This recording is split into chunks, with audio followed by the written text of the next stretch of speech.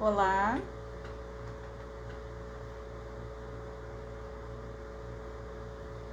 vocês estão me ouvindo?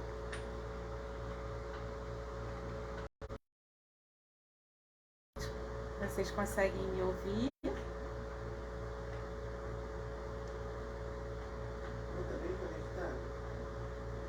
Tá. Sim. Boa noite a todos.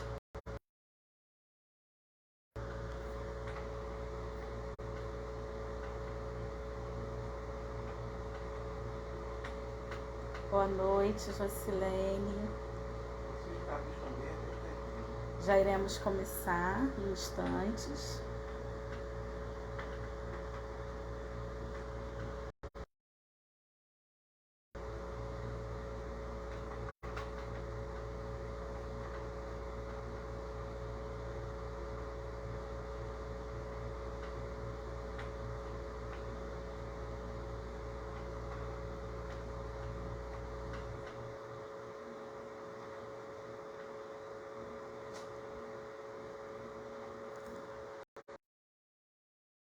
Boa noite, vocês conseguem me ouvir?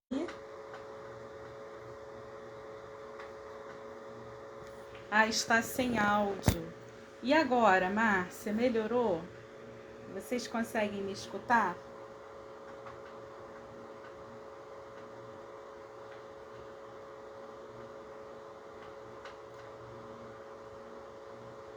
Ah, então vamos fazer assim que vai ficar melhor. Então podemos já começar em alguns instantes, né? Vou deixar a sala aberta aqui então, porque alguns companheiros já entraram e nós poderemos começar então em 3 minutos, combinado? Ok.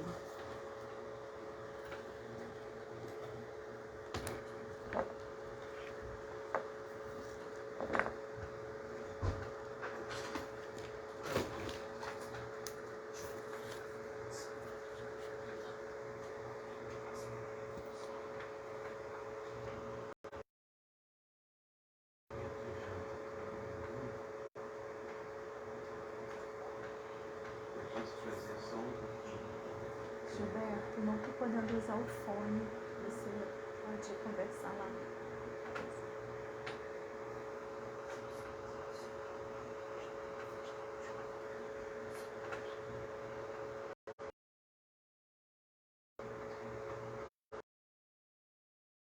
Tá indo bem, ele não funciona direito. Não, ele não funcionou. Já está aberto aqui o microfone, tá? Já está ao vivo.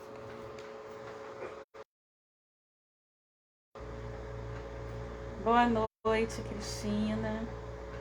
Seja bem-vinda.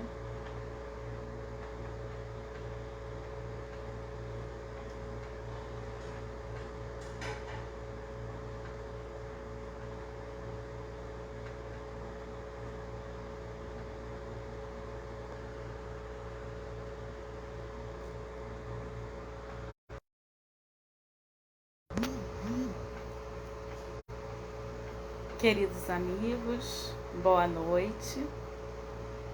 É com muita alegria que nos encontramos aqui mais esta noite para podermos, iniciar mais uma noite de estudos da Associação Espírita Seara de Jesus.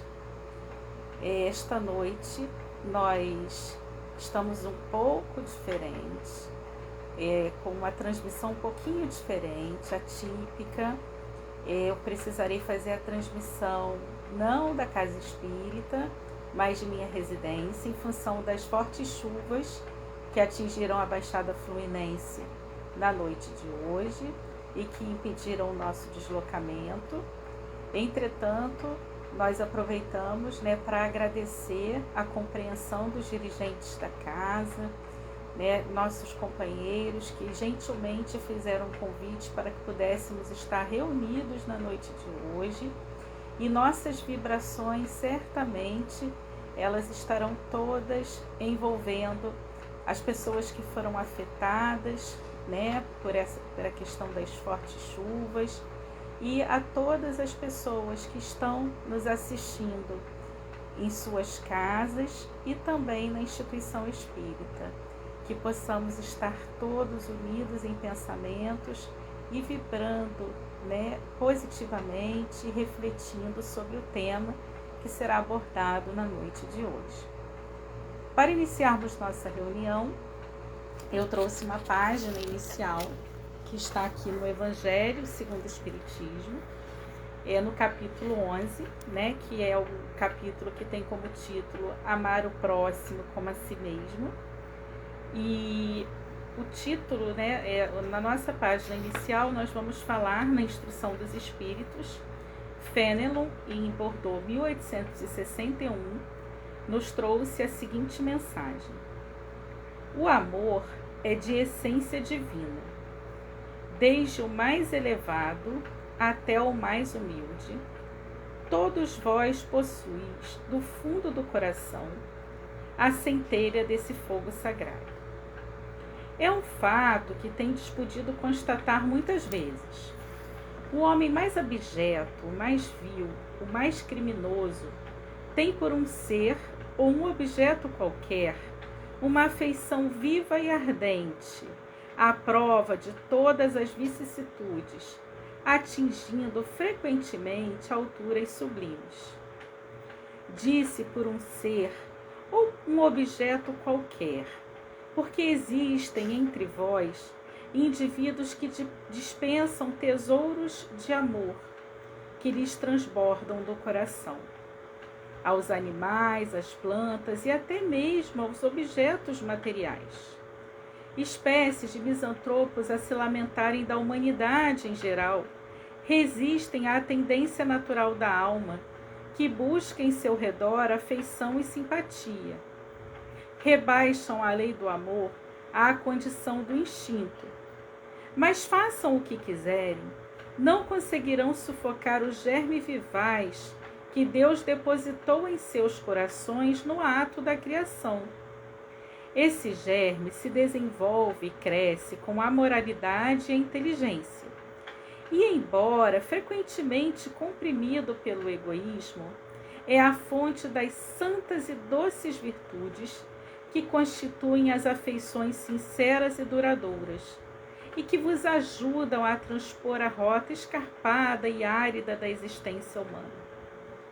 Há algumas pessoas a quem repugna a prova da reencarnação pela ideia de que outros participarão das simpatias afetivas de que são parte. Pobres irmãos, o vosso afeto vos torna egoístas. Vosso amor se restringe a um círculo estreito de parentes ou de amigos, e todos os demais vos são indiferentes. Pois bem, para praticar a lei do amor como Deus a quer, é necessário que chegueis a amar pouco a pouco e indistintamente a todos os vossos irmãos. A tarefa é longa e difícil, mas será realizada. Deus o quer, e a lei do amor é o primeiro e o mais importante preceito da vossa nova doutrina, porque é ela que deve um dia matar o egoísmo, sob qualquer aspecto em que se apresente, pois além do egoísmo pessoal, há ainda o egoísmo de família, de casta, de nacionalidade. Jesus disse: amai ao vosso próximo como a vós mesmos. Ora, qual é o limite do próximo? Será a família? A seita? A nação? Não, é toda a humanidade. Nos mundos superiores, é o amor recíproco que harmoniza e dirige os espíritos adiantados que os habitam. E o vosso planeta, destinado a um progresso que se aproxima, para a sua transformação social, verá seus habitantes praticarem essa lei sublime, reflexo da própria divindade. Os efeitos da lei do amor são o aperfeiçoamento moral da raça humana e a felicidade durante a vida terrena. Os mais rebeldes e os mais viciosos deverão reformar-se quando presenciarem os benefícios produzidos pela prática deste princípio. Não façais aos outros o que não quereis que os outros vos façam, mas fazei, pelo contrário, todo o bem que puderdes. Não acrediteis na esterilidade, no endurecimento do coração humano, que cederá, mesmo de mau grado, ao verdadeiro amor. Este é um imã que ele não poderá resistir, e o seu contato vivifica e fecunda os germes dessa virtude, que estão latentes em vossos corações. A terra, morada de exílio e de provas, será então purificada por esse fogo sagrado, e nela se praticarão a caridade, a humildade, a paciência, a abnegação, a resignação, o sacrifício. Todas essas virtudes, filhas do amor. Não vos canseis, pois, de escutar as palavras de João Evangelista. Sabeis que quando a doença e a velhice interrompiam o curso de suas pregações, ele repetia apenas estas doces palavras: meus filhinhos, amai-vos uns aos outros. Queridos irmãos, utilizai com proveito essas lições. Sua prática é difícil, mas delas retira a alma imenso benefício. Crede-me, fazei o sublime esforço que vos peço. Amai-vos e vereis, muito em breve, a terra modificada tornar-se um novo Eliseu, em que as almas dos justos virão gozar o merecido repouso. E é com essa página de Fenelon, nos convidando ao amor que nos foi ensinado por João Evangelista, por Jesus, que vamos iniciar a nossa reunião da noite de hoje. E eu os convido a todos para que possamos agora buscarmos estar em silêncio interior, buscarmos nos conectar à espiritualidade amiga e juntos vibrarmos e agradecermos a Deus. Inicialmente pela oportunidade de estarmos aqui mais este sábado, reunidos, refletindo nas belas palavras do Evangelho que contribuem para o nosso crescimento e aperfeiçoamento moral. Que possamos, nesta noite, estarmos realmente presentes, compreendendo as lições que serão estudadas na noite de hoje, buscando refletir sobre os conhecimentos que serão apresentados. E pouco a pouco que possamos, ao sairmos desta reunião, estarmos em paz conosco mesmo e nos sentindo melhores do que quando aqui chegamos, com mais coragem para enfrentar os desafios desta vida e confiantes nesta espiritualidade amiga que não nos desampara, que não nos falta, que nos protege, nos acalma e que a cada dia nos mostra que a vida é um eterno aprender. Muita paz a todos. E é com esse sentimento que vamos iniciando a nossa fala da noite de hoje. Então, a nossa querida Márcia nos convidou para que possamos, na noite de hoje, falar sobre autismo na visão espírita. E por que a data de hoje, para falarmos deste tema? 2 de abril foi o dia escolhido como o Dia Internacional da Conscientização sobre o Autismo.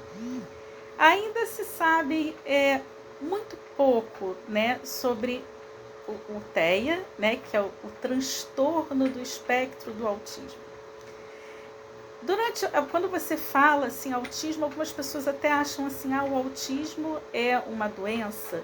E não, o autismo não é uma doença. O autismo ele é um transtorno do neurodesenvolvimento que ele vai ser caracterizado por um desenvolvimento atípico, por algumas manifestações comportamentais características, podendo apresentar déficits na comunicação e interação social.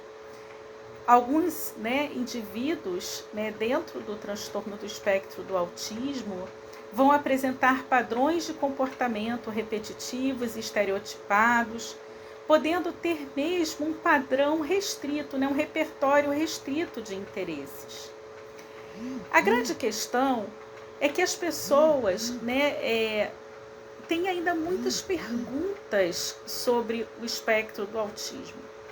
Principalmente porque, se nós fôssemos conversar sobre autismo na década de 90, a chance de uma criança nascer no espectro seria algo em torno de 1 a cada 1000 crianças, ou até mais. Agora, hoje, esses índices estão muito aumentados. A estimativa recente é de que 1 em cada 44 crianças nascidas estejam no espectro do autismo. E aí muito se pergunta por que isso? Será que ampliou-se, né, o padrão de diagnóstico?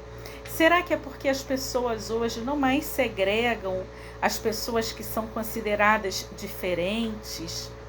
Por que isso? Né? E a verdade é que hoje a gente já sabe muita coisa sobre o autismo, mas também temos muitas dúvidas e muitas questões. Mas uma coisa é certa, quando a gente fala de autismo, nem todo autismo é igual. Nós vamos ter, né, cada autista, cada indivíduo dentro do espectro vai ter um padrão de necessidades e características que lhes são próprios. E o autismo hoje ele é classificado de acordo com os níveis de suporte. Então nós classificamos o autismo em 3 níveis, nível 1, 2 e 3. Onde o nível 1 é o nível que nós chamamos de leve, seriam aqueles que necessitam de menor suporte. O nível 2, o nível intermediário, e o nível 3, né, que seria um nível severo, aquele que precisa de um maior suporte. A verdade é que, para além do espectro do autismo, muitas dessas crianças também nascem com uma série de comorbidades que afetam bastante o seu desenvolvimento. Comorbidades estas que vão desde, né, desbiose intestinal, algumas outras doenças genéticas e também transtornos de processamento sensorial, que afetam bastante a sua relação com o semelhante e comprometem ainda mais o seu padrão, o seu comportamento social. Então, muitas dessas crianças que têm, né, transtorno de processamento sensorial, por exemplo, podem apresentar hipersensibilidade auditiva. Então, um som que para nós aparentemente é cômodo, para algumas destas crianças pode ser um som extremamente irritante. Algumas frequências sonoras podem ser extremamente danosas para algumas dessas crianças. Barulhos como fogos de artifício, né, para essas crianças que têm hipersensibilidade auditiva, são barulhos que são muito difíceis, muito difíceis. E, na verdade, o meu interesse, né, pelo o transtorno do espectro autista, ele iniciou por uma experiência própria. Eu me casei em 1999 e sempre quis ser mãe. Tentei, né, por vários anos a experiência da maternidade, até que tive o meu primeiro filho, que foi o João Marcelo, em 2008. E João Marcelo, ele, desde o início, ele já apresentou algumas dificuldades de desenvolvimento. À época, a gente sabia muito pouco sobre isso. A gente já tinha ouvido falar de autismo, mas tudo que a gente entendia da literatura era aquela ideia do autismo severo, nível 3. A gente não entendia muito, né, que podia, nem sabia que podia haver um nível 1, o que eles chamam de autismo leve. E, à época, nós percebíamos que havia alguma diferença entre o nosso filho e as crianças da creche que ele frequentava, por exemplo. Uma baixa interação social, alguns comportamentos repetitivos, mas a pediatra dizia assim, não, isso é o tempo dele, vamos aguardar, cada criança tem o seu tempo.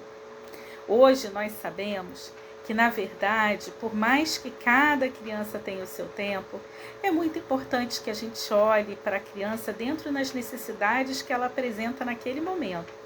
E, em função desse aumento do número de casos de autismo, né, a gente começa a ficar até mais cuidadoso na questão do desenvolvimento de habilidades. E quando a gente percebe que tem um atraso, a recomendação é que, mais do que ficar preocupado com um diagnóstico preciso, que muitas vezes vai ser só um rótulo, que a gente foque na habilidade que a gente reconheça que está ali atrasada e busque o apoio terapêutico, porque isso vai ser muito importante.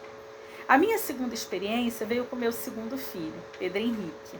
Ele nasceu em 2014, uma criança linda. Ele seguiu todos os marcos do desenvolvimento na primeira infância. Eu dizia que ele era um menino caderneta de vacinação. Em função da minha experiência com o João Marcelo, eu ficava muito atenta a todo e qualquer sinal. Mas o Pedro Henrique ele teve um quadro que a gente chama de autismo regressivo, a poda neural. Por volta dos 2 anos de idade, ele começou a ter uma série de regressões. E aquele menino risonho que falava foi perdendo pouco a pouco seu vocabulário, até que ele é hoje, né, um garotinho lindo de 7 anos que está no transtorno do espectro, mas que é nível 3 e não verbal. E nós, né, nessa nossa jornada, né, como mãe, tenho aprendido muito no exercício da maternidade e como espírita, busco sempre refletir também, né, atuante no movimento espírita, como nós podemos fazer para integrar esses seres que estão no espectro do autismo e que chegam até nós como filhos, como evangelizandos, como companheiros na casa espírita, como colegas de trabalho. Como nós podemos acolher, né, alguns como alunos, né, para aqueles que trabalham na área educacional.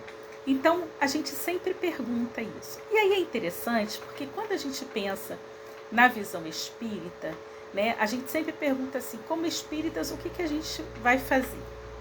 E aí nós espíritas temos a visão reencarnacionista. Nós sabemos, né, que nós estamos numa existência que é uma etapa do nosso desenvolvimento. Porque o que nós estudamos lá no Livro dos Espíritos é que todos nós somos espíritos que fomos criados simples e ignorantes e que vamos passar por uma série de experiências com o objetivo de desenvolver a divindade que há dentro de cada um de nós. Porque como filhos de Deus, todos nós somos potência divina.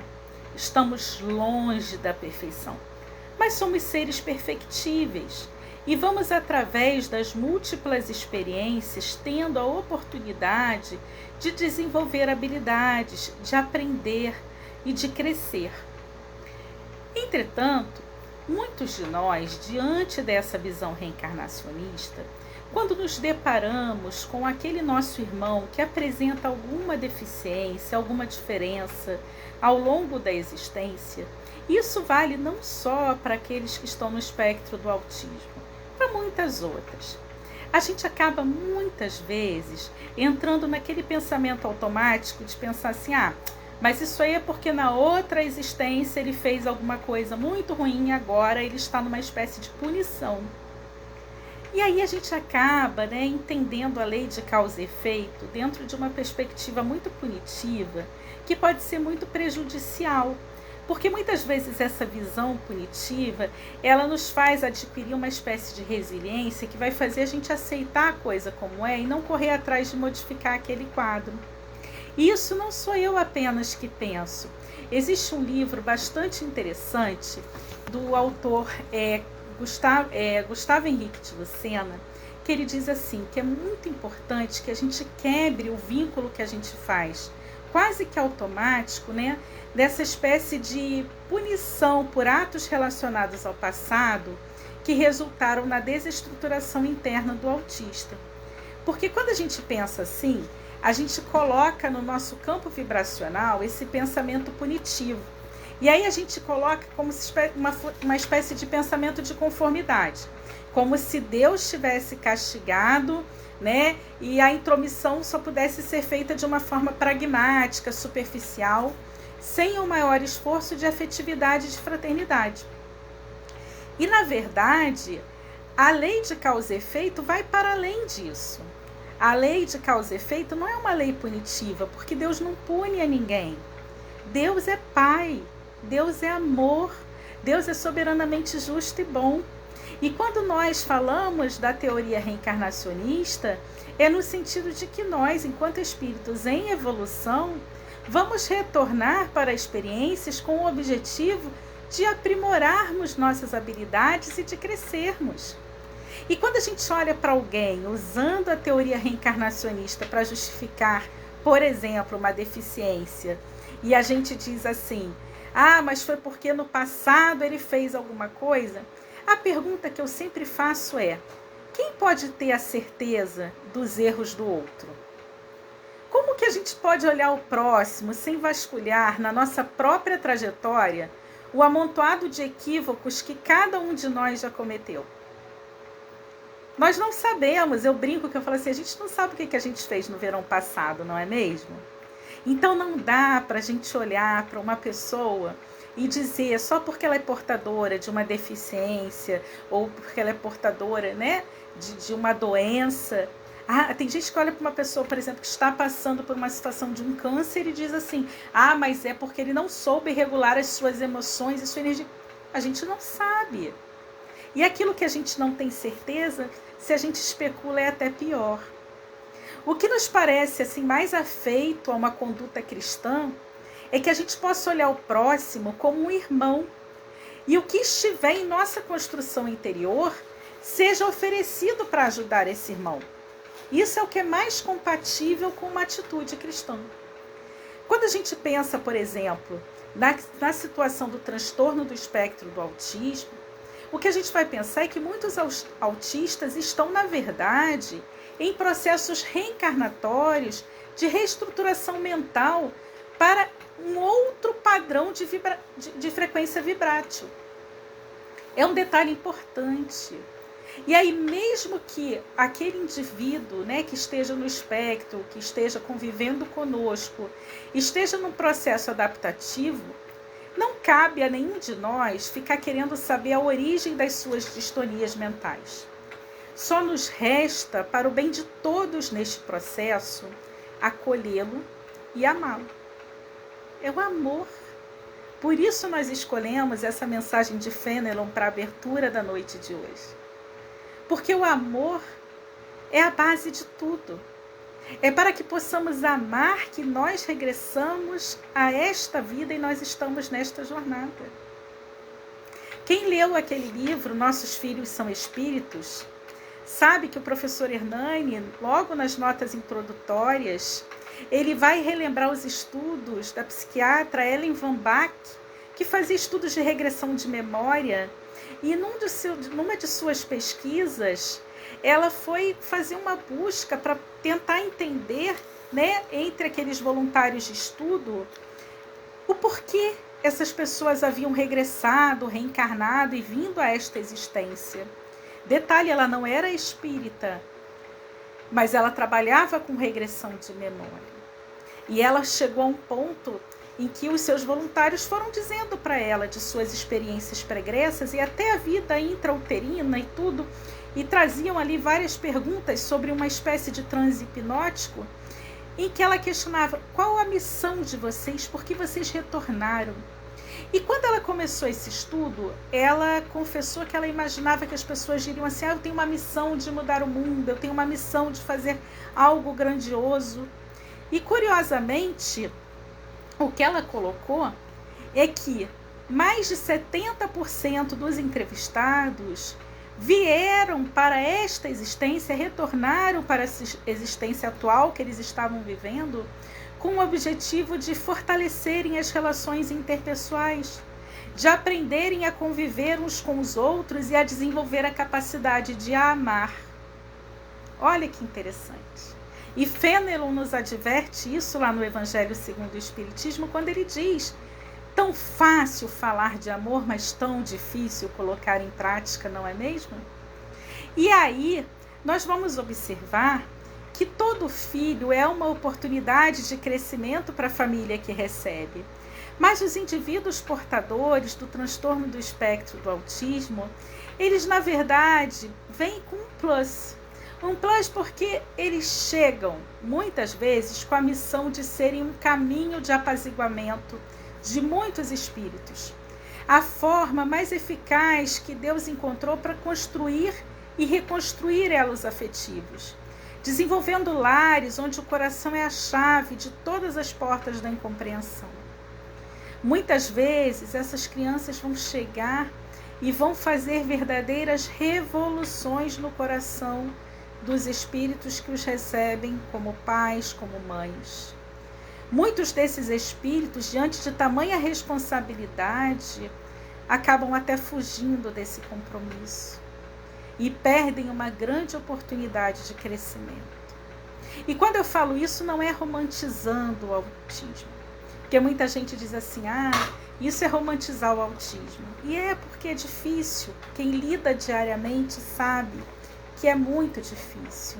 As comorbidades são muitas, as mudanças, a gente tem um padrão de comportamento que ainda é muito, né? Então existem certas coisas, por exemplo, que a gente não pode dizer para quem está no espectro. Se eu chego para uma criança que está no espectro, por exemplo, ela está abrindo uma garrafa e eu digo para ela assim, não faz isso, você não sabe fazer isso. Se eu digo isso para qualquer criança, a criança vai achar assim, tá bom, não sei fazer isso, deixa ela abrir, tá bom, eu vou embora, tá tudo certo, depois eu aprendo, eu viro e faço. Mas normalmente, em grande parte, as crianças, né, os indivíduos que estão no espectro do autismo, eles têm uma forma de pensar que muitas vezes vão compreender o que nós falamos dentro de uma questão muito linear. Eles não vão entender metáforas, por exemplo. Então, quando a gente diz assim, você não é capaz de fazer determinada coisa, eles vão entender aquilo como uma verdade absoluta, tipo, eu sou incapaz de fazer isso. E por isso, muitos têm problemas associados à China, né? Outra coisa que às vezes a gente não compreende é a questão da própria segurança. Eles precisam estar em locais e com pessoas em que se sintam seguros. Eles precisam, por isso, uma rotina para eles é algo muito importante. Trabalhar com rotina, trabalhar com equilíbrio. E muitas vezes a gente não tem essa rotina em nossas vidas. A gente vai deixando a vida levar a gente, né? E eles precisam disso. Então, eles precisam muitas vezes que a gente seja capaz de passar essa serenidade, esse equilíbrio que muitas vezes a gente não tem. Então, eu brinco que a gente precisa se disciplinar para acolher, para amar. A gente precisa crescer para poder oferecer o melhor para eles. Eles nos ensinam mais, eles nos ensinam muito. É uma grande oportunidade de crescimento. Então, muitas vezes, quando a gente diz para eles alguma coisa, a gente quer levar num lugar diferente, a gente precisa prepará-los para ir a esse lugar diferente. E não é dizer para eles assim, não, olha só, vai ser muito legal lá. Por quê? Porque essa percepção do que é legal, às vezes é legal para mim, não é para eles. Então, se eu vou a uma festa de aniversário, por exemplo, eu tenho que dizer para eles assim, olha, nós vamos sair, nós vamos numa festa de aniversário, vai ter música, vão ter crianças, vai ter bolo, vai ter docinho. A gente precisa prepará-los. Porque se a gente coloca para ele o antecedente todo bem dentro da racionalidade, do concreto, ele consegue chegar no lugar e falar, eu estou preparado para isso. Mas muitas vezes o que a gente faz é levá-los para lugares tumultuados, para lugares com pessoas diferentes, as quais eles não têm convívio. E aí muitas vezes eles se assustam com aquilo. E muitas vezes alguns vão entrar em crise diante dessa perda, né, daquilo que traz segurança para eles. Por isso que muitos pais têm dificuldades, porque para que nós possamos fazer uma boa condução, nós precisamos, antes de mais nada, estar bem. Para um pai de uma criança no espectro, vale muito aquela coisa que a comissária de bordo, né, usa quando a gente faz viagem aérea, que ela diz assim, em caso de despressurização nas cabines, máscaras de oxigênio irão cair Coloquem primeiro em você e em seguida na criança ou naquele ser que depende de você. Então nós precisamos estar bem para acolher bem. Nós precisamos estar bem para orientar bem. Nós precisamos estar bem para que possamos buscar o auxílio, os recursos que são necessários. E é tão difícil, porque quando você lida com uma doença, né, quando você trabalha com alguém que tem uma doença, você vai lá e fala, essa doença eu vou comprar um medicamento tal e eu vou tratar com esse medicamento tal e vai dar tudo certo. Quando você tem uma criança dentro do espectro do autismo, cada criança é única. Cada indivíduo vai ter suas características. E como eu disse, o autismo não é doença. Então não adianta você já olhar e falar assim, qual medicamento que meu filho precisa? Na verdade, a primeira pergunta é, como está o repertório do meu filho? Onde estão os atrasos? Quais são as necessidades terapêuticas do meu filho neste momento? Onde que é a perda dele maior? É na socialização? É na comunicação? E nós vamos, desde o início, buscar auxílio para este indivíduo. Auxílio através de terapeutas, de pessoas preparadas que vão poder dar este suporte. E buscar, acima de tudo, olhar para os nossos filhos sem pena, sem capacitismo, sem olharmos para aquela deficiência como algo que os limite. Quando nós recebemos um ser em nossa casa, um filho, a gente precisa, antes de mais nada, ensiná-lo a voar. E é óbvio que indivíduos no nível 3 são aqueles que trazem maiores desafios, porque eles têm um grau de dependência muito grande. Eles muitas vezes vão ter dificuldades mesmo na interação. Vão ter dificuldades, muitos são não verbais, você não consegue muitas vezes perceber o que eles estão sentindo. Mas hoje, com o avanço que se tem na área, já há várias terapias em que você consegue abordar de forma precoce o desenvolvimento desses indivíduos.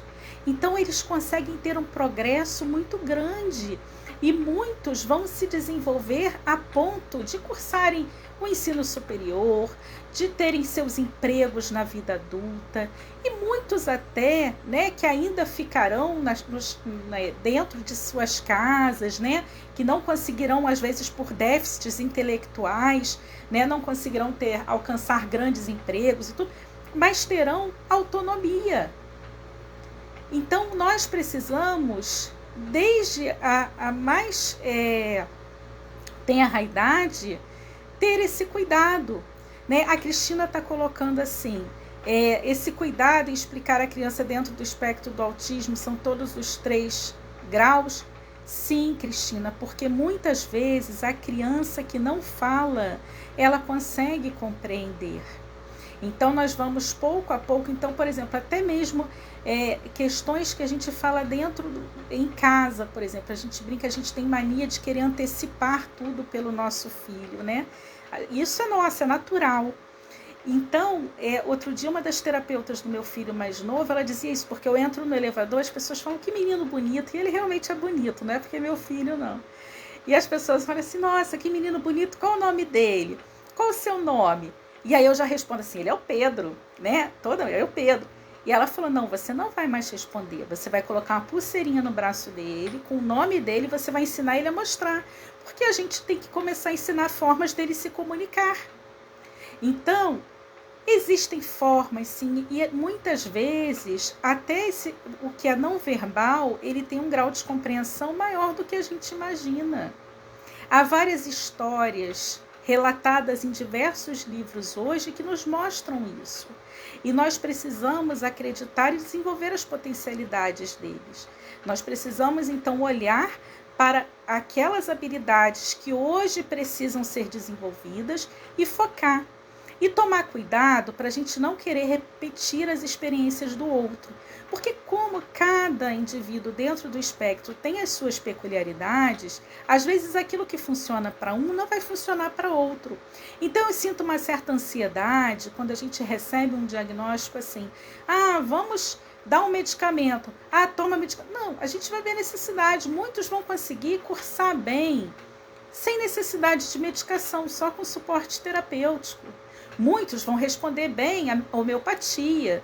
Muitos vão usar óleos essenciais, legal, vai dar uma tranquilizada. Alguns outros têm comorbidades que precisam sim de tratamentos. Alguns podem apresentar algumas impulsividades, um transtorno de ansiedade muito grande. Alguns podem apresentar convulsões.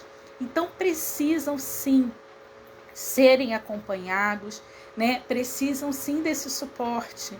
Mas por isso é tão importante que a gente seja capaz de ir para além dos rótulos e olhar verdadeiramente para os nossos filhos, para as necessidades deles, tendo esse suporte dos terapeutas, dos profissionais de saúde, mas acima de tudo, que nós possamos olhar para eles em verdade. Conhecê-los, entendê-los para além do diagnóstico, como os seres que estão ali diante de nós e que necessitam do nosso amor, do nosso carinho e que tem a nós para impulsionarmos o seu desenvolvimento nessa etapa de seu desenvolvimento aqui na Terra. E aí, quando nós falamos da casa espírita, a casa espírita, ela tem a capacidade, ela tem de poder auxiliar muito a essa família, e a essas crianças e a esses jovens dentro do espectro e até os adultos. Nós vamos perceber que muitas vezes, né, dentro da casa espírita pode haver até uma certa dificuldade em receber uma família que tenha uma criança dentro do espectro. Porque muitas vezes são crianças que fogem àquele padrão comportamental que você vai chegar e vai falar, vai ficar sentada aqui. Existem crianças, por exemplo, com transtorno de processamento sensorial, que são os chamados buscadores sensoriais, que eles não conseguem ficar parados, eles ficam em movimento o tempo todo. Então imagine numa palestra essa criança rodando e a casa, ela precisa, né, entender que ela tem uma família que precisa ser acolhida junto com essa criança. E que muitas vezes vai ser preciso, sim, reestruturar determinados padrões de reunião, de padrão da evangelização, para que essa criança seja acolhida.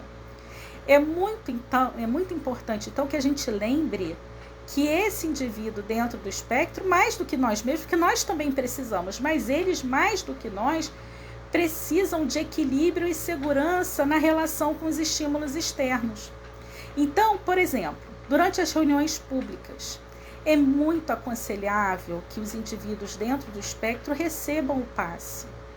O passe é aquela troca de energia, né? Aquela troca, aquele fluido magnético importante que é muito, né, reconfortante e necessário para aqueles portadores do espectro do autismo. E o que acontece? Muitas vezes, quando a gente pensa na aplicação do passe, quem aqui trabalha, né, aplicando passes, sabe que a gente trabalha na imposição das mãos e muitas vezes é feita aquela dispersão fluídica. Mas aquele movimentar de mãos em volta do corpinho da criança, aquilo ali pode não ser confortável para ela, pelo movimento que se faz, pela presença do médium ali, que é alguém que ele não conhece, que ele não tem intimidade. Então, o que se aconselha é que a casa, recebendo uma família, e essa família, né, falando que tem uma criança dentro do espectro, que primeiro, que se faça uma espécie de reconhecimento dessa criança ao ambiente, que essa criança seja apresentada, mesmo se for uma criança nível 3, que ela seja acompanhada o tempo todo por alguém de sua confiança, algum familiar, alguém a quem ela tenha confiança, que ela possa, né, reconhecer os espaços da casa, que seja falado com ela com segurança, porque com essas crianças não adianta a gente falar muito.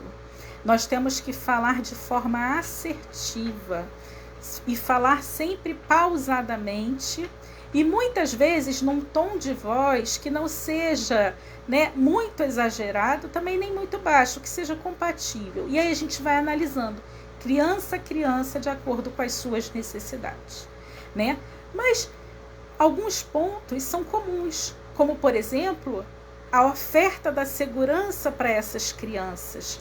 Então, a gente precisa mostrar, trabalhar a segurança para essas crianças, mostrar os ambientes, E aí, pouco a pouco, chamar o dirigente da reunião e falar assim, olha, vamos colocar uma pessoa para que essa pessoa possa aplicar o passe para ele semanalmente, a mesma pessoa, para que ele ganhe confiança, para que ele saiba, não estranhe o ambiente. Perceber também as luzes do ambiente, se as luzes o incomodam, né? Porque às vezes, dependendo da luz, pode trazer alguma alteração, né? Que vai trazer um certo desconforto para ele. E aí, levar essa pessoa para que ela seja atendida, para que ele possa receber o passe. Sem preocupar em fazer dispersão fluídica num primeiro momento. A prece e a imposição de mãos serão suficientes, porque a equipe espiritual estará ali dando todo o suporte necessário. Todo o suporte necessário. A Cláudia está aqui. Cláudia, bacana ter aqui você com a gente. Ela está dizendo que o filho dela, que está no grau 3, se sente melhor em casa. Quantas vezes teve crises dentro do carro e quando chegava em casa parecia que nada tinha acontecido. Sim, Cláudia, é um desafio para a gente, né? Porque eles sentem essa segurança em casa. E aí, pouco a pouco, o que a gente precisa é tentar estabelecer locais e pessoas às quais eles também possam criar vínculos para que eles possam, pouco a pouco, irem, né, tendo essa experiência, né, com outras pessoas em outros ambientes. E, se possível, né, encontrar uma casa que possa recebê-lo para esse passe semanal que será tão importante. E a família precisa do diálogo fraterno. Toda família que chega, que tem, né, uma criança ali, principalmente as que acabaram de receber o diagnóstico, muitas vezes são famílias que estão num processo, muitas vezes de sofrimento, porque ainda não entendem o que é o espectro, né? Muitas idealizaram muito esse filho, né? Numa perspectiva de que esse filho iria realizar os sonhos de suas vidas. E aí algumas chegam a vivenciar um quadro que nós chamamos de uma espécie de luto, né? O luto pelo filho idealizado, né? E que hoje chega como um filho, que é nosso filho, que merece todo o nosso amor, todo o nosso afeto, mas que também nos traz muitos desafios. Tantos desafios que muitas mães precisam abandonar, né, os seus sonhos profissionais, por exemplo, precisam estar mais em casa para dar a atenção que seus filhos precisam. Muitas precisam renunciar questões pessoais. A questão financeira, muitas vezes, desta família será muito impactada, porque o custo, né, com as terapias, com os tratamentos tão necessários, não é um custo baixo. E muitas vezes o Sistema Único de Saúde ainda não é capaz de dar o suporte que essas crianças precisam. Então, muitas vezes, são famílias que chegarão, né, na casa espírita com uma série de questões e que precisam, antes de mais nada, de acolhimento. E quando a gente fala acolhimento, não é que elas recebam um olhar de pena. Então, o diálogo fraterno com essas famílias não deve ser um diálogo no sentido de que pena, nossa, é tão difícil a situação que você está passando. Não, pelo contrário. Na verdade, o que a gente precisa, né, é demonstrar esse espírito de acolhimento. Ser um canal de escuta, que a gente possa, né, chegar e que a gente possa se apresentar a essa família e dizer assim, estamos aqui para ouvi-los. Porque muitas vezes tudo que essas pessoas precisam é de uma escuta. E muitas vezes nós vamos receber famílias que vão nos dizer assim, Deus foi injusto comigo, eu não merecia isso. E aí não adianta, num primeiro momento, nós chegarmos e dizermos assim, mas você precisa passar por isso, porque filhos especiais têm pais especiais, porque a família está passando por sofrimento grande.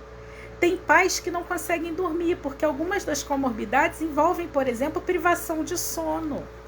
Então, familiares que chegam, às vezes, com esgotamento físico para nós, mas que precisam desse acolhimento. Então, é muito importante que a gente receba, né, esses familiares, né, com elementos ali alicerçados na convicção da lei fraterna da reencarnação, não como algo punitivo, mas como espíritos que voltam em família para reforçar laços de afeto e mostrar a essa família que eles têm como crescer. É preciso reforçar a autoestima dessa família como um todo. Por isso, o curso de pais, durante o horário da evangelização infanto-juvenil, é algo que auxilia muito. Porque enquanto a criança está sendo ali acompanhada, né, por seus evangelizadores, os pais estão lá estudando o evangelho, estão tendo um momento para si. Alguns pais vão dizer assim, mas meu filho não vai ficar sozinho na evangelização. Na verdade, no início não. Eles vão demorar um pouquinho para terem essa segurança. Então, num primeiro momento, vocês vão acompanhando na sala e depois, pouco a pouco, eles sentindo confiança dos evangelizadores, aí esse pai ele consegue também ter um tempo para que ele possa ouvir a mensagem, para que ele possa ter um tempo para si, um tempo para reflexão, para que ele possa estar ali trabalhando o seu emocional. Como eu disse anteriormente, esse pai ele precisa estar bem para que seu filho fique bem também. Então ele precisa ser cuidado, os cuidadores precisam de cuidado também. E a casa espírita, que fala tanto em caridade, que fala tanto em amor, precisa estar preparada, precisa estar aberta para isso, para acolher, para amar, para mostrar para essa família. E aí quando chega na evangelização infanto-juvenil, a evangelização é muito importante para a criança dentro do espectro. Vocês vão dizer assim, mas a criança do nível 3, será que ela vai absorver alguma coisa? Vai sim. E as crianças, as casas precisam estar, Cristina. Nós estamos em aprendizado, assim como as escolas. Então, é difícil ainda. Eu vou contar a minha experiência para vocês. Eu frequento uma casa espírita que me acolhe. Hoje eu sou muito acolhida, sou trabalhadora dessa casa há muitos anos. Mas a experiência da evangelização espírita para minhas crianças nesta casa não foi boa, porque nós temos uma evangelização que funciona junto com o serviço de atendimento e promoção social espírita. Então nós atendemos a muitas famílias, é coisa assim de 60 a 80 famílias por sábado. E minhas crianças não conseguiam estar no ambiente com muito barulho, com muita criança correndo, isso os incomodava muito. Então eu busquei uma outra casa espírita que tinha uma evangelização infanto-juvenil num horário separado, onde elas foram muito acolhidas. Pedro fez evangelização desde o período de 1 ano e meio, né? Eu ficava na sala com ele, acompanhando. O João Marcelo hoje já vai fazer 14 anos, ele foi para o grupo jovem. A gente está nessa adaptação da saída da evangelização para o grupo jovem, né? Porque ele ainda tem umas questões que ele tem os amigos que ainda ficaram na evangelização, mas eles frequentam, eles foram acolhidos, né? Então eles e aí a gente vai buscando porque a gente vai encontrar pessoas que nos acolham. E aí dentro disso a casa espírita ainda precisa aprender, a gente está em aprendizado, né? Então a gente tem aquele programa, aquele conteúdo programático que a Federação Espírita Brasileira elaborou para as evangelizações infanto-juvenis. Mas é muito importante que antes da gente ficar pensando no conteúdo programático para essa criança, que a gente pense na questão da afetividade no ambiente onde essa criança será recebida. Então essa criança quando chega, ela também precisa de um tempo para ela se adaptar a esse ambiente da evangelização. E o ideal é que a evangelizadora coloque uma pessoa ali meio que para mediar essa interação dessa criança com as demais crianças, que ela permita que um familiar fique na sala para oferecer segurança nos primeiros encontros ali, mas que ela possa colocar acima de tudo como mediador as próprias crianças da sala da evangelização. E isso é uma prática que Pestalozzi usava muito, né? E que a espiritualidade amiga, né, nos chama essa atenção. E isso vale não só para as evangelizações infanto-juvenis, mas também para aqueles professores que recebem crianças, né, no espectro do autismo em escolas regulares. Os próprios alunos são melhores mediadores do que nós mesmos. Porque muitas vezes a gente vai precisar criar um ambiente onde as próprias crianças sejam as tutoras das crianças que estão no espectro. Elas não vão conseguir estabelecer o mesmo nível de interação social, mas elas vão conseguir sim estabelecer conexões com as demais crianças, de forma que pouco a pouco elas se sintam confortáveis ali diante daquelas crianças. Isso pode demorar muito tempo ou pouco tempo. Por exemplo, o Pedro Henrique, que é o meu filho de 7 anos, até hoje eu preciso estar com ele na salinha de evangelização. Mas ele já consegue ficar algum tempo. Ele precisa de alguns passeios pela casa espírita. Ele não consegue ficar o tempo todo dentro da salinha, né? Algumas crianças mais agitadas, né? Mas à medida em que a gente envolve as outras crianças, as próprias crianças vão acolher com amor essa criança. E vão entender os momentos em que ele não estiver bem, os momentos em que ele precisar se deitar no chão e não conseguir ficar sentado na cadeirinha, né? E a espiritualidade, a gente não pode esquecer que a espiritualidade amiga está ali nos ajudando. Vão ter dias melhores, dias piores. Já teve dia, por exemplo, de eu entrar na casa espírita com o meu mais velho e ele dizendo, eu não vou. Aí estavam todos arrumando ali roupas. A mocidade nesse dia havia tido a questão lá em Petrópolis. A mocidade resolveu ir ajudar o pessoal da assistência a juntar roupas para levar para Petrópolis. Ele começou, quero ir embora. Quando eu vi, eu fui ficando. Quando eu vi, um próprio jovem foi lá, deu um abraço nas costas dele, trouxe ele. Quando eu vi, estava ele lá tentando dobrar a roupa, que ele nem sabe dobrar direito, mas estava lá dobrando a roupa do jeito dele, lá botando nos sacos e ajudando, porque ele tem um grau mais leve. Então, assim, mas a gente tem que tentar, tem que insistir, né? E às vezes vai estar bom. O que a gente precisa é não encarar como frustração no dia que não dá certo. Não deu certo, a gente tenta de novo. Isso é muito difícil, porque como pais, como mães, a gente se cobra muito. Como profissional, a gente se cobra muito. A gente quer sempre a perfeição. Mas, às vezes, é diante das dinâmicas que se estabelecem que as coisas, os laços, as coisas vão se fortalecendo. E uma coisa que é muito importante para as crianças no espectro, como eu disse, é rotina. Então, o evangelizador que trabalha com criança no espectro, ele precisa criar rotinas com horários para oferecer segurança a essas crianças. Então, ele pode, por exemplo, colocar assim para as crianças, gente, vamos trabalhar toda semana no horáriozinho da prece. Aí ele coloca uma musiquinha que ele já sabe que aquela música é a música de iniciar a reunião.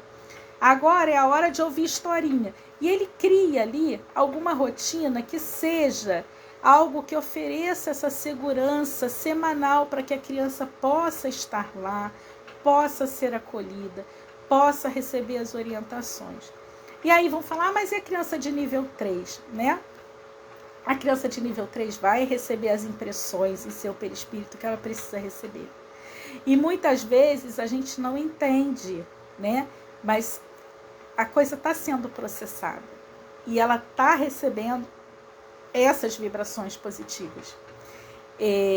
Existe um livro que não é sobre o espectro do autismo, mas é um livro que me impressionou muito, que é O Escafandro e a Borboleta. Tem até um filme sobre esse livro, que trata a história de um homem, é verídica a história, né, que ele com 43 anos de idade ele sofreu um acidente vascular cerebral. E ele era um homem de alta sociedade, editor de uma revista francesa, Elle, tinha um padrão de vida super alto. E ele teve um AVC e desenvolveu uma síndrome rara, em que o corpo dele ficou todo paralisado. E o único movimento que ele conseguia fazer era da pálpebra esquerda. Até a pálpebra direita dele teve que ser costurada, né? Então ele ficou completamente paralisado. Só que ele era completamente lúcido. E aí eles desenvolveram uma forma de comunicação no alfabetário em que ele respondia somente piscando, só a vista que funcionava. E é muito interessante ver a percepção que ele tinha das enfermeiras que entravam no quarto, né, como tudo se processava. Então o que eu costumo dizer é que depois que eu li esse livro, eu comecei a ter um olhar diferenciado sobre o meu filho que está no nível 3 e outras crianças também no nível 3, no seguinte sentido: a gente não pode subestimar porque uma criança não fala, a gente não pode subestimar a sua capacidade. A gente precisa buscar desenvolver. Eu fico imaginando assim, tentemos nós passar um dia de nossas existências sem poder falar, sem poder manifestar aquilo que a gente está sentindo. Então muita gente chega e fala assim, porque a criança autista é agressiva. Não, existem sim aqueles que têm algumas questões que precisam realmente de uma atenção maior, mas boa parte das crises que acontecem em crianças no espectro, né, principalmente essas que estão nível 1 e 2, a gente pode dizer que são causadas por dor. Muitas vezes por não conseguirem comunicar a dor, elas entram em crise. E muitas vezes são também por não conseguirem se comunicar corretamente, não conseguirem ser compreendidas. E aí as pessoas falam assim, mas tem a questão da frustração. Sim, reagem mal à frustração, por isso a previsibilidade é tão importante para elas, a gente conseguir mostrar. Tem baixa tolerância à espera, por isso que precisam de prioridade, sim, quando a gente pensa na questão das filas e tudo. Tem uma série de questões, mas ao mesmo tempo a gente precisa de entendimento. A gente, por exemplo, quando eu falava para vocês da hipersensibilidade auditiva, o meu filho mais velho, ele hoje é verbal e tudo, mas ele começou a falar com 5 para 6 anos. E na época, toda vez que tinha festa de final de ano, a família ficava assim, não, traz ele, criança assim tem medo de fogos, não sei o quê. E ele entrava em pânico, ele se jogava no chão, ele se batia, e eu forçava aquilo. Até que quando ele se tornou verbal, uma vez durante a sessão de musicoterapia, ele conversando lá com a terapeuta já, ele disse a ela que toda vez que ele escutava barulho de fogos, ele tinha vontade de vomitar. Então, na verdade, essas crianças têm questões sensoriais que trazem questões físicas mesmo. Então, um barulho muito alto, um tom de voz, e a gente precisa, como? Olhar. E aí, se a gente para pensar, a gente vai ver o seguinte, tudo isso, na verdade, nos mostra como nós devemos nos relacionar conosco mesmo. Nós devemos ser capazes de nos olhar, de nos acolher, de nos amar. E dentro, quando a gente recebe uma criança no espectro na nossa casa espírita, a gente deve pensar nesse sentido, né? Como uma oportunidade de aprendizado e crescimento. Como uma oportunidade que a gente possa estar aprendendo com eles, acolhendo e usando esses aprendizados para todas as outras crianças. Uma vez um companheiro meu que trabalha na educação infantil disse para mim assim, você sabe que muita gente reclama de inclusão. É difícil mesmo ter uma criança de inclusão em sala, principalmente quando nós, professores, não fomos preparados para isso. Mas o que essas crianças estão promovendo no sistema educacional, nenhum método pedagógico conseguiu. Porque ao fazermos as adaptações para eles, nós estamos reformando o sistema pedagógico atual que estava praticamente falido. Então, aqueles professores, aqueles evangelizadores que se abrem realmente a acolher, a receber, e que conseguem, né, encontrar ali oportunidades de crescimento, crescem enquanto pessoas, enquanto indivíduos. É uma oportunidade que parece duro, né, Denise? Mas sim, é uma oportunidade de crescimento. Se a gente consegue perceber que tudo na vida é um processo pedagógico. E até os nossos desafios, né, eles estão aí para que a gente possa superar e entender, né, que nada é para sempre, que tudo passa e que nós podemos crescer com eles e eles conosco, né? Então, a verdade é que a gente precisa estar preparado enquanto familiar, enquanto casa espírita, enquanto educador. A sociedade precisa. E isso é uma demanda grande, porque hoje já é 1 em cada 44 crianças. Então, a gente está recebendo. Eu, na minha época de escola, não lembro de ter nenhum colega no espectro na minha sala. Hoje, na sala do meu filho mais novo, são 3. Olha só o desafio. Então, a gente precisa estar preparado, sim. Então, a mensagem que eu gostaria de deixar para vocês é essa. Que a gente possa, né, enquanto pais, não ficarmos presos àquela coisa, o nosso filho vai fazer barulho lá na reunião pública, o nosso filho vai incomodar. Não, vamos procurar o dirigente da casa espírita, vamos buscar apoio dessa casa espírita para a nossa família, vamos levar esse filho na evangelização, vamos levá-lo para tomar o passe.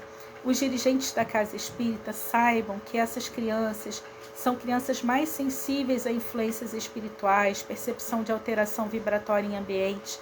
Portanto, é muito importante que o nome seja colocado nas reuniões de vibração, nas reuniões mediúnicas. É muito importante esse atendimento fraterno. É muito importante, gente, que a gente acredite nessas crianças, que a gente acredita na nossa capacidade de contribuirmos para o desenvolvimento delas e que nós possamos aprender que nós estamos aqui nessa trajetória terrena para evoluirmos, para crescermos, e nós só crescemos no convívio uns com os outros, e é nessa troca que nós vamos trabalhando as habilidades que são necessárias em nós, né? A paciência, a tolerância, o olhar afetuoso em relação ao outro, a compreensão dos limites do outro e dos nossos também. Então, que a gente possa usar esse 2 de abril, dia de conscientização do autismo, para que a gente possa também rever a nossa conduta na casa espírita, acolher essas famílias, esses filhos e estarmos prontos, né, para recebê-los com muito amor e muito carinho, tá bom? Muito obrigada a todos pela oportunidade de estarmos aqui reunidos e vou convidá-los agora para que nós possamos juntos fazer uma vibração. Nós sabemos que a gente sabe que na prática, da mesma forma que o amor falado é muito diferente do amor vivenciado, o lidar com as crianças dentro do espectro é um grande desafio. Na teoria, muitas vezes é fácil, mas quando a gente vai colocar na prática, nem sempre é fácil. E hoje há muitas mães, muitos pais se sentindo desanimados, sentindo peso em suas costas, sentindo-se sozinhos, porque temos uma sociedade ainda muito preconceituosa, com muitos julgamentos. Então, eu gostaria de convidar todos vocês para que a gente fizesse uma vibração conjunta agora no final da reunião, mentalizando essas famílias. Toda família, toda criança que precisa do nosso amor, do nosso acolhimento, da nossa boa vibração, que a gente possa agradecer essa espiritualidade de escola por esses momentos em que estivemos aqui reunidos. E que essas boas vibrações atinjam os corações de todos aqueles que se encontram no desafio da maternidade e da paternidade atípica. É um compromisso assumido na espiritualidade. Um compromisso de amor. Para que juntos possam não apenas resgatar os débitos do pretérito, mas juntos caminharem na direção da luz que é destinação de cada um de nós. A lei do progresso está aí para todos nós. Todos nós iremos progredir. Não devemos fugir às oportunidades de crescimento que a vida nos traz, por mais dolorosas que estas sejam. Muitas vezes a dor virá do orgulho e do egoísmo que germinam em nossos corações. E é preciso se despir muitas vezes do homem velho que há em nós e demonstrar humildade para buscar ajuda nos momentos necessários. Do mesmo modo, é importante que pratiquemos e exercitemos a caridade real que vai para além da caridade material, aquela do amor verdadeiro, aquela do não julgamento, do amor, do acolhimento, aquela que sustenta os que estão caídos, que ampara e que diz: eu estou aqui, irmão. Vamos seguir juntos? Vamos caminhar? Que possamos nós todos sermos aqueles que já entendemos a lição do Cristo e que possamos fazer o melhor de nós, ofertando a todos que passarem por nosso caminho aquele nosso melhor, aquela nossa melhor parte, aquele o amor que já é possível germinar em nossos corações e que neste momento nossas vibrações de amor alcancem a todos aqueles que precisam de um pouco de consolo em seus corações, de fortaleza de ânimo para prosseguirem diante dos desafios. Muita paz, muita paz. Que Jesus os abençoe a todos e que o lar de cada um de vocês seja abençoado nesta noite. Muita paz. Muita paz, meus irmãos. Que Jesus os abençoe. Vamos dar por encerrada a nossa reunião da noite de hoje. Que Deus nos abençoe e o convite fique aí. Que a gente possa aprender e acolher sempre mais. Muita paz.